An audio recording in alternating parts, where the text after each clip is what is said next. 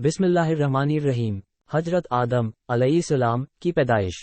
रिवायत करने वाले बयान करते हैं कि जब अपनी खिलाफ के लिए अल्लाह का इरादा हुआ, तब हजरत इज़राइल को हुक्म हुआ कि हर किस्म की लाल, सफ़ेद और काली एक मुट्ठी रंगारंग मिट्टी जमा करके लाए, और अल्लाह के हुक्म के मुताबिक मक्का और ताइफ के दरमियान रखी गई।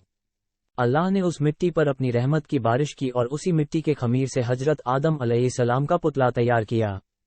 40 वर्ष तक वो पुतला बेजान पड़ा रहा। जब अल्लाह ने चाहा कि हजरत आदम अलैहिस्सलाम का सितारा रोशन हो और आदम की औलाद इंसान का दर्जा पूरी दुनिया में बुलंद हो, तो रूह को हुक्म हुआ कि आदम के जिस्म में उतर जाए। उस नर्म रूह ने सख्त मिट्टी में जाने से इनकार किया।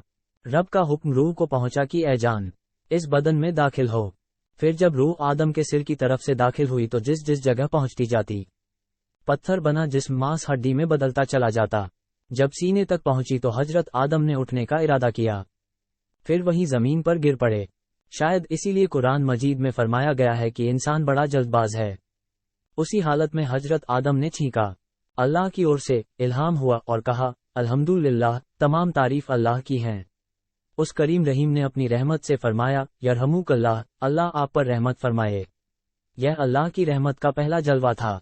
इसके बाद अल्लाह के हुक्म से एक फरिश्ता बहिश्त से सजा सजाया जोड़ा लाया, हजरत को पहनाया और इज्जत के साथ तख्त पर बिठाया। नकल है कि हजरत आदम अलैहिस्सलाम की पैदाइश के वक्त फरिश्ते आपस में कहते थे कि अल्लाह खाक से पैदा करके जिस हस्ती को खिलाफत की गद्दी पर बिठाएगा, तो वह खुदा के नज़दीक हमसे ज्यादा अजीज न होगा, और गैब के जानने वाले के दरबार में हम जो दिन रात रहते हैं, हमें उम्मीद है कि हमारा इल्म उससे ज्यादा होगा। फिर हक तौला ने तमाम चीजों के नाम हजरत आदम अलैहिस्सलाम को सिखला दिए। फरिश्तों को हुक्म दिया कि अगर तुम सच्चे हो तो इन चीजों के नाम बताओ। फरिश्ते जवाब न दे सके। अपनी गलती मानते हुए बोले, पाक है तू, हम तो सिर्फ उतना ही जानते हैं जितना तूने सिखाया, और तुझसे बढ़कर जानने वाला कौन है। तब अल्लाह तौला ने आदम को ज़ाहिरी और बातिनी कमाल से आरास्ता किया और उसकी इज्जत को बढ़ाने के लिए फरिश्तों को, जो हजरत आदम अलैहिस्सलाम के तख्त के चारों तरफ लाइनों में अदब के साथ खड़े थे, हुक्म दिया कि आदम को सजा करो। तमाम फरिश्तों ने हजरत आदम को सजा किया, मगर इब्लीस ने इनकार कर दिया और बोला कि मैं आदम से बेहतर हूं, इसलिए कि मुझे आग से और आदम को मिट्टी से पैदा किया गया है। इब्लीस के इस इनकार से उस पर फिटकार पड़ी और उसे फरिश्तों के साथ से अलग कर दिया गया। हजरत आदम बहिश्त में रहने लगे।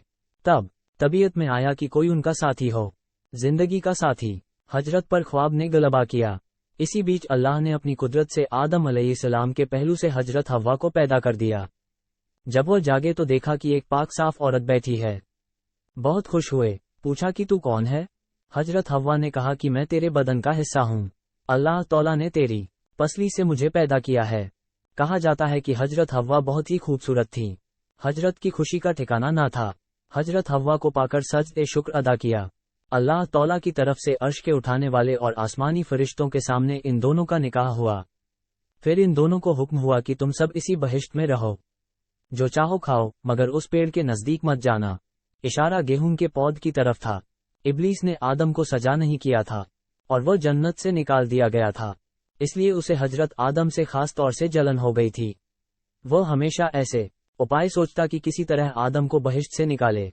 इसके लिए पहले वो मोर के पास गया, उससे दोस्ती की और कहा, मेरी दोस्ती के हक तुझ पर साबित हैं। हम तुम एक मकान में रहते भी थे। मेरी दरखास्त तुमसे यह है कि मुझे अपने बाजू पर बिठाकर बहिश्त में पहुंचा दो, ताकि मैं अपने दुश्मन से बदला ले सकूं। मोर ने इस काम के करने से इनकार कर दिया और कहा कि तू ये बात सांप से कह। तब शैतान सांप के पास गया और उसको अपने जाल में फंसा ही लिया। सांप ने उसको मुंह में रखकर बहिश्त में ले गया। फिर हजरत आदम और हव्वा के पास गया और रोना शुरू कर दिया। पूछा, क्यों रोता है? उन्होंने शैतान को पहचाना नहीं था। शैतान ने कहा, मैं तुमको नसीहत करता हूँ, मुझको तो तुम्हारे हाल पर रोना आता है कि तुम इस बहिश्त से निकाले जाओगे और ये बहिश्त की नेमतें तुमसे सबकी सब ले ली जाएंगी, और जिंदगी की लज्जत के बजाय मौत के दर्द का मजा चखोगे। दोनों ने शैतान की जब ये बातें सुनी तो बड़ा गम हुआ। इब्लीस ने कहा, अगर तुम मेरा कहना मानो तो तुमको एक पेड़ बताऊं, अगर थोड़ा फल उसका खाओगे तो हमेशा जिंदा रहोगे और मौत की शक्ल कभी न देखोगे। हजरत आदम ने पूछा, वह कौन सा है? शैतान ने कहा, वही पेड़ है जिसके खाने से अल्लाह तौला ने मना किया है।